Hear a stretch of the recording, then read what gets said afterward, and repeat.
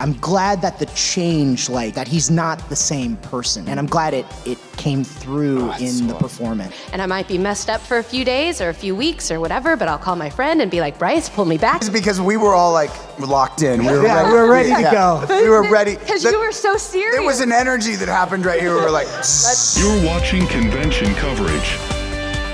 Where's the trip here?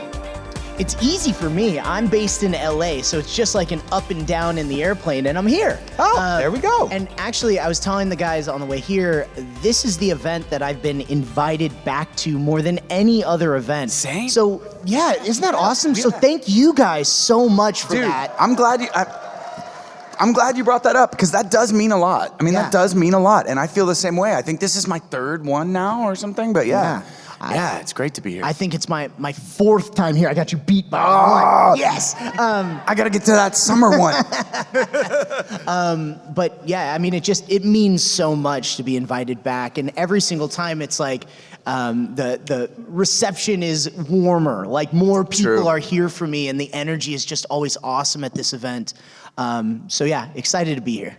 Yeah. My journey was, I came from Dallas this time and I got on the plane and we were, seemed fine. I figured there would maybe be some weather delays because of what you guys have going on here or had going on here.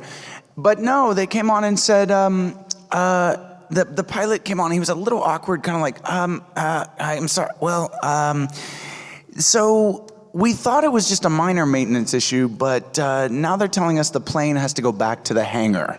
Oh, no. My trip here was really great. I came in on Wednesday because of some issues and things. I haven't seen my older brother or my older sister since 2019. And so they came out for SacAnime because it's the only time I can see them because I'm still living in. So I got to see my big sister for the first time since 2019, and that was amazing. And my big brother and my little sister's here. It's a family affair. That's so awesome. Yeah, it's been really awesome, and the flight was easy. And your flight, what happened to your flight? We just got kicked off our first plane. They said this plane needs to go back to the hangar. Oh. But I thought, and I was fully prepared to be like, all right, well, I'm not going to get there till some other time, another day. But we just went to another. It was like crazy. It was efficient. We went to another gate, and there was a plane. We got on, and we left. That's awesome. Yeah. Nice. What about you, babe? When does that ever happen? My flight? Oh, super easy. It's so close to LA. Yeah. Up and down. What's the flight? 45 minutes? Yeah, Yeah. like that. That's nice. Maybe a little bit longer, maybe an hour. Felt very quick. That's awesome. Like, since Attack on Titan is such like an intense show, like, how do you prepare and like get into character for that? Well, I had a really cool routine in season 1, which I've kind of kept. So season 1, everyone recorded in Dallas. I live in Los Angeles, so I commuted to Dallas. And Mike McFarlane, the director of the show and the voice of Jean, he was so incredible to put me up. And we drove into the studio together, and Mike listens to metal music, and he's about 30 minutes away from where the studio was. So it was like 30 minutes of like, and then I would scream for 8 hours, like, so I felt like a metal singer. I forgot this story. Yeah. I think that's what really got me into the mood to kind of set the tone. Yeah. And then, while in the studio, I would use things to like, that would make me angry in real life. And if you've met me at the table, I'm not really an angry person. So I have to think of things like traffic in LA. That works. I use that quite a bit. Also, I had a Maltese poodle. Unfortunately, lost her a few years back. But she was very much an inspiration for this anger because I had this bag of chips I was really excited to eat. And that poodle, she ate my chips! And that's where I find the anger. Yes. So we got traffic, poodles, and metal. Yeah. Thank you very much. And when you watch his performance, you can feel that, right? You really feel the poodle anger on that one. That's amazing. What about you guys? Do you have anything that you use to prepare for the show? So Mikasa is a woman of few words, but when she does have things to say, they're rather poignant. Yes. Poignant. That's a weird word. Poignant. So yeah, for Mikasa, it's similar. I use music a lot before I go into a session, and it's also a part of my vocal warm-ups. And so I listen to a lot of Fiona Apple. For those of you that don't know, Fiona Apple is a classic historical singer. But yeah, I love Fiona Apple, and there's a whole lot of anger music. What about you, baby? Yeah, I just go to the mall and I just like lurk around and just stand in the background, preferably on risers, so I seem like really taller than everybody. Because there's risers around the mall usually. For me, Bertolt is. You can call him a lot of things, but he's quiet. He's introverted. I think that he's lives in his head. He's kind of always processing something, and so it's not really. I don't have to do. I mean, that's kind of who I am in real life. Yeah. For me, it's about locking in right there in the moment in the studio. So, the first frame that you see, or you hear the opening music, or whatever it is, and after a while, you just kind of lock into it. So there's nothing really specific, although I do kind of do general warm-ups before each session to just make sure I have access to my full range or whatever I'm going to be asked to do. Yeah. Cool, thank you. Yeah, great question. Yeah, great question. First, before I ask my question, I want to say thank you, Bryce, for getting me into Attack on Titan. I don't know if you remember me, but I was the dude who was asking is Attack on Titan any good? Oh, and I sold you. Yeah, and you told me to Nice. watch 5 episodes, and I did that, and I Episode watched 5? And I watched the last 3 episodes on the train ride back to SacAnime today. Amazing. And, Well, thank you for watching. It's one of the best shows ever, and I want to ask, what is your favorite moment in all of Attack on Titan? It could be... Hold on, let me ask a question to the audience, and I do this every Titan panel. Who's seen all of the anime that has been released? Raise your hand. Who's read all of the manga to the very end? You know more than I do. Who's never seen Attack on Titan before? Awesome. Yeah, for you guys, lighthearted comedy. Right. Start watching on a day that you need a little pick-me-up. Slice of life. Slice of life, Yeah. yeah. You're kind of down. You're like, oh yeah, Bryce told me to watch this show. And it really eases in, so it's great, Yeah. No! Episode 1. I know. Womp womp. Episode 1 is So Episode brutal. 1 is crazy. So we're picking favorite moments, and we're gonna try not to spoil it for the people who haven't seen all the way. That makes it really tough. Favorite moments. Wow, I'm really bad at these questions because it's almost been a decade It that has we've been a been decade. working on this show. It is a decade already. A decade. It's crazy. That time has flown by. So when I think back to all these different episodes and all these different seasons, it's like different parts of my life. Yes. So it's like I'm trying to pick out something that I like, but I really treasure all of that time. Yeah. Dude, yeah. I mean, there's moments that I think stand out that I think, oh, those are so cool, but there's a ton of them. So I could ramble off a bunch of moments. I mean, damn you traitors, that moment, episode 5 I mentioned, the end of season 2. Oh my God. That moment really stands out to me. And I'll describe it. So Eren's at probably his lowest point. He's breaking down. He has this weird emotion where he's kind of laughing and crying and breaking down. And I left the booth broken. For weeks I was broken, and I think similar to the show, it wasn't until I talked to Trina that I wasn't pulled back to myself. Like she's the one that talked to me, and we were really Killed that scene, I appreciate bro. it. You killed that scene. I really appreciate it. Killed So that scene. Oh my God. So good. I'm glad it came through because Dude. it was one of the the toughest scenes that I've ever been a part of. And it really meant a lot for it to come through.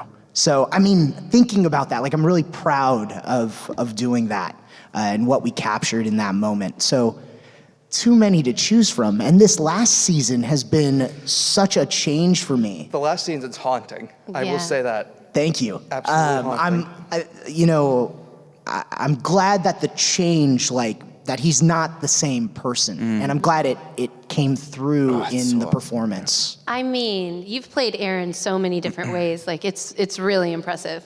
Really impressive. And what's so cool is you don't always get to do that with characters in anime or video game or any type of acting. You don't always get to do that, and what an awesome gift, you know, that character. It's so rare to not only stay with a character for this long, but then have them grow and to actually grow with them. I feel like I've grown as an actor as time has passed also, so it's been really cool to do that. Remember, guys, Reiner's a nice guy, trust me. What was your favorite? What was the favorite moments? I mean, you know, it's so awesome to hear you guys talk about the show. I'll just try to be brief, but because like when there are people who haven't seen my voice acting, like there are people that know me from watching me on stage. There are people that know me in different types of other acting, right? I have to pause you right there because if you haven't seen anything that David has been in on stage, like travel to wherever he is because he is a brilliant voice actor, but his stage acting is, I mean, thank you. It's breathtaking. That's bro. so nice. Thank you. I Breathtaking. appreciate it. Thank you. That's so nice.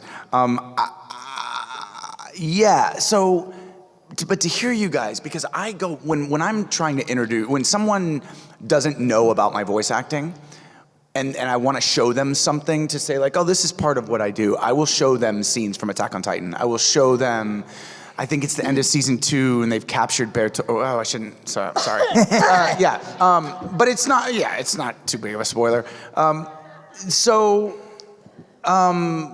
It's hard to talk about these scenes without spoiling them, but like that kind of, what this show calls on us to do as actors is just like the best. Like it's really, I will show people and I'll be like, yeah, this is what my voice acting is, because I'm proud of it, you know? So yeah, I can't, there are maybe a handful of scenes like that for me. I want to say thank y'all for giving like your A game, and I will see y'all at part 3. Okay. Thanks. I'm excited for it. Okay, I have to say my favorite part. Do it. Is that okay? Please. It's a little cheesy. It's a lot cheesy, but I love cheese. Who doesn't love cheese, right? Oh, God. So good. But I think this is the longest I've ever been with a character, and I've been acting since I was 9, and it's very, very special to me. But I think above all, it's not a particular moment in the show. It's not a particular scene. But for me, the most special part of Attack on Titan is my Titan family.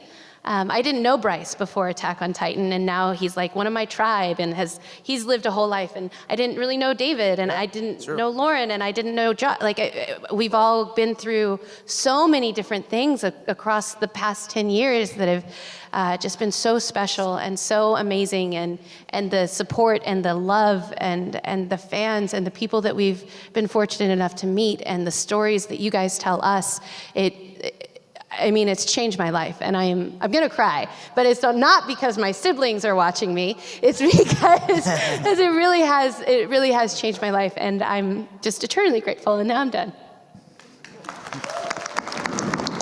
So, I know you guys have been in like a whole lot of stuff in terms of like voice acting, and I know typically the experience for video games and anime and TV shows is that they usually just like kind of throw you in a booth with a list of lines, and they're like, okay, do your thing. Be awesome. Be awesome. Be awesome. But they your don't job. really, it's not like you're not really talking with like other people, or you just kind of get directions. And is there ever a time where it wasn't quite like that for voice acting? Or is it always just kind of been the similar booth? It depends on the type of voice acting you're doing.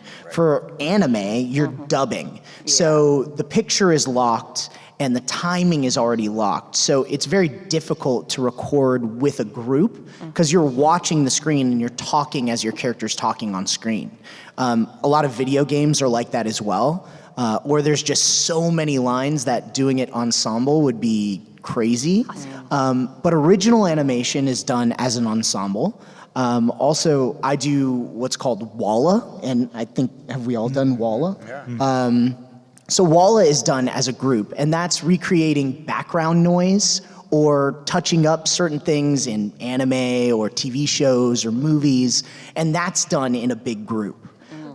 So I've had some really fun Walla sessions. I worked on a movie called Warm Bodies. It's a zombie movie. If you guys have seen it, for 8 hours a day, I did this.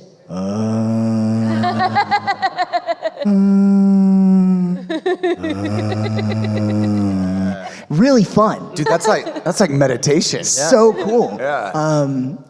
I mean, I worked on the movie It, and I was a part of Pennywise. And they did some really experimental things. It was me and Fred Tatasciore, who plays the Hulk, and I was doing really high-pitched voices, and he was doing really deep, crazy sounds, and they blended them together as part of Pennywise's voice. So like there's those moments that happen in different types of voice acting with other actors that are really, really cool. There are some, and that's exactly. I mean, I couldn't have said it better than Bryce just said it. It's really based on the type of voice acting that you're doing. There have been some exceptions. Austin Tyndall and I. Austin is here, a guest this weekend. We did a show called Hitorajime My Hero, and David Wald, who is a voice actor and director, wanted to kind of break the mold and have both of us for certain key scenes between our characters in the booth together. And so, but we had he wanted our energies to be in the booth at the same time. So we had sort of a, Oh my God. I know, That's right? insane. Which is insane. So tough. It's so difficult because if I move wrong on Austin's line, then I ruined his take. It sounds like this.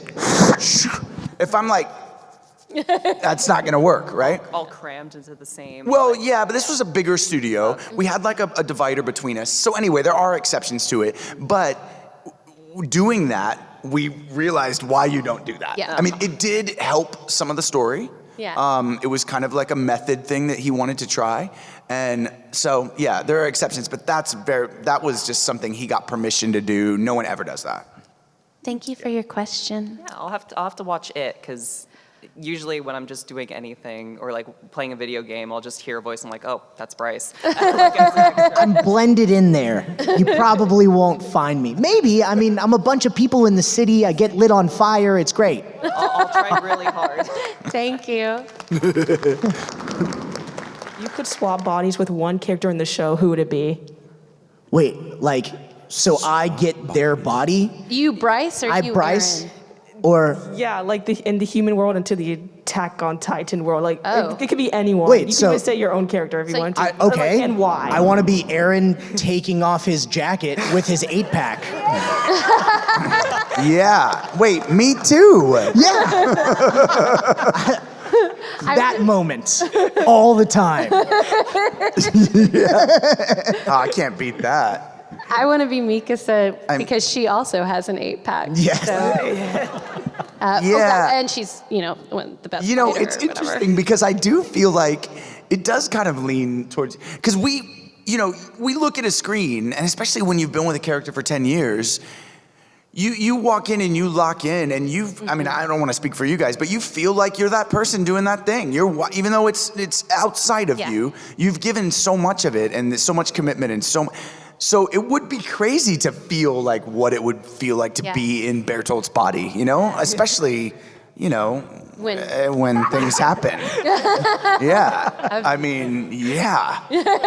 That would be so cool. Side note on that, I did a character called Briarios in Appleseed. It's 3 films, right? I did the first 2 films, and then I voiced acted the first 2 films. And then the third one, they asked me to do the motion capture work for. So I got to physicalize the character that I had voiced on a film set, and it was so crazy to do, because in theater, you're sort of building, or live action, anything, you're building it at the same time. And this was weird to do the voice and then oh, I gotta figure out how Yeah. this guy moves. breathes, Yeah. Which is so weird. So anyway, Cool. yeah. That's such a cool thing. It was wild. Thank you. Yeah. Thanks. I wanted to ask, are you on Eren's side?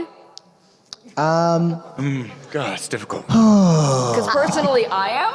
So Yeah. I support him all the way. when you say, are we on Aaron's side? Like, we the people or we? You the people. Like, do you... Because we're Like, people. as a viewer, am I on Aaron's side, like agreeing with what he's doing? Or it's getting tougher and tougher too. I'll just say that. Leave it at that. I want the best for him. I want him to make I. good choices because he makes so many bad ones. He does make a lot of bad choices. Our running joke in season 1, I'd say a line, and then I'd do my best Armin impression and go, Eren, no! It's like everything has been like Aaron being like, hey, I'm gonna do this thing and it's crazy and it's a horrible idea. And Mikasa being like, I feel like, and then Armin going, Eren, no! And then Aaron being like, no, I'm gonna do it. It's like, all right, yeah, let's do that. I really want the three of you to be on a panel right now doing that. Oh, yeah. Just like a whole episode. Yeah. Aaron has a bad idea. Yeah. That's a bad idea. No, I've always felt connected to Eren because of that, because I do that all the time. My friends are like, no! Wait, no, what are you thinking? Right, yeah. Are But- you on Aaron's side? Yes. No, yeah, you mean like hoping the best for it? Yeah, like if I take well, you've only seen up to what? I've seen all of it. Oh, I know okay. everything. Oh, Meaning I like thought you said the okay. decision he's making at the end of what's Right. happened Yes. in the anime. Yeah, it gets more, it gets harder to, yeah. I think that's But I what mean, I have makes- no room to talk about anything, so. You know. it like those things, those gray areas, that's what makes Attack on Titan so special. Yeah. Because it really pulls you one way and then the other and then the other and then the other. Like that back and forth is so interesting. And I think that's something very unique about this show. It just creates those questions that I don't know the answer to. Right. No. That's a good answer. Understandable. That's a great answer. Gray area? No, Gray area no, and I boom. get it. No. Like Yeah. it is what Bryce said is totally true. Like the beautiful thing about Attack on Titan is that it makes you question things, and it's 100%. not just like this is a good guy, this is a bad guy. Let's proceed. You know, like everyone because everyone in there, every character and every person in your life, in a play, in a movie, in whatever, right? They all have their own motivations, and nobody goes into it. Well, very few people go into a thing and they're like, oh, I want to be a bad guy, right? Everybody thinks that they're doing the right thing and that their motivations are pure for their intentions, which, you know, Eren's not a bad guy, but genocide's pretty bad. There are certain things Yeah, that are. not great. It's probably not the best idea. Thank you for your question, Sugar Plum. Yeah. I was wondering, when you guys are recording your lines for your characters, what's going through your mind at the moment? Ooh, I mean, it really, I mean, we're talking 10 years. So, like, it really depends on the moment. For me, with Eren, I've used a lot of physicality in the show. So, season 1, Eren bites his hand. I bit my hand so hard I left bruises. Season 2, Eren's more unhinged than ever before. So, I literally unhinged my jaw in the booth because I wanted that pain to come through. And season 4, I've done some of the craziest things I've ever done in the booth. Yeah. And so. I I don't agree. want to tell anyone what they are because I feel like people will be like, never do that again. So maybe when I'm done, I'll share. Yeah. But by far the craziest things I've ever done. So yeah. Yeah, mine's pretty simple. I mean, like, I you know, what I love about acting and storytelling through acting is that just locking in with every part of my being, mentally, physically, whatever, into a moment. I live for that. Like, it's the best thing ever. So when for me, I don't even know how to describe what would be going through my mind. I hope it's what's going through the character's mind, but typically I'm lost in that moment in some way, and I feel like that's when my best work comes out, when I'm just like moving from one thing to the next, and I'm just like kind of surfing the wave of what's happening in that scene. So yeah, that's my best way to describe it. I completely agree with David.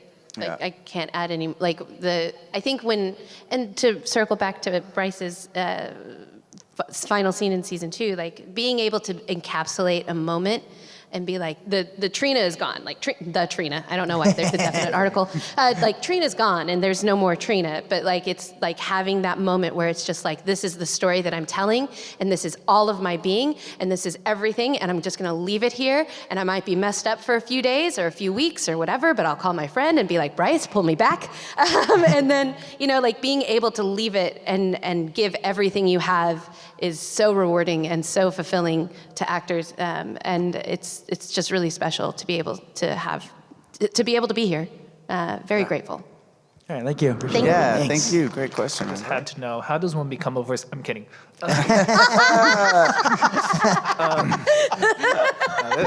This is more. Wasn't that funny? It is because we were all like locked in. We we're ready to go. We were ready. Because you were so serious. There was an energy that happened right here. We were like, Let's do it. It was awesome. That was awesome. This can be extended to kind of all of you, but I was more thinking this question with Bryce in mind is, are you being specifically cast to match Matsuoka every time, or is that just a hilarious coincidence? I share only 3 roles with Matsuoka-san. Kaji-san, I share about 13 roles, Oh, wow. 14, I think. I don't think so. I don't think that casting directors are hearing a voice and in Japanese and saying, oh, this actor is this character. Because, I mean, your character in My Hero is also played by Kaji-san, Right. Who plays Eren. Right. So I don't think that casting directors are hearing that. I do think that we have a lot of similarities. Matsuoka-san and I and Kaji-san and I have a lot of similarities and find similar places in our performances, and I think that's what is connecting. That's what these casting directors are hearing. Also, I'm not cast by one person. It's not like one person has made the decision that I play all these roles. These are different studios, different people, different teams. I've just found myself in kind of a young hero type for a lot of the things I've played. The Shiros of the world. The Shiros of the world, thank you. Yeah, I think it's because my voice hasn't changed since middle school. I think that lends to why it happened, more than what the saves have done. What do you guys think? Do you have are there certain Japanese actors that you share a lot of roles with? Yeah, there's this girl, Trina Nishimura. Because I'm Japanese. Yeah. Did you get it? yes, I got it. No, it's not my best work. I'm going to work on that. Nah, it's great. It's all right. It's all right. There's something there. No, there's a couple. There's something there. There are, for me, there are some overlaps like that. But yeah, I don't think there's enough that's consistent for me to say this is happening, or I think Bryce really actually encapsulated it perfectly. It's about a type of performance, or maybe even vocal quality sometimes. But yeah, and again, like you said, some of these shows are being cast by multiple people, and so it would be a stretch to maybe think that. But it would be cool to play everything that Kaji-san or Matsuoka-san play, because I think they have more roles than I do. And they are extremely talented, great actors and great people. I've had the extreme fortune of meeting both of them.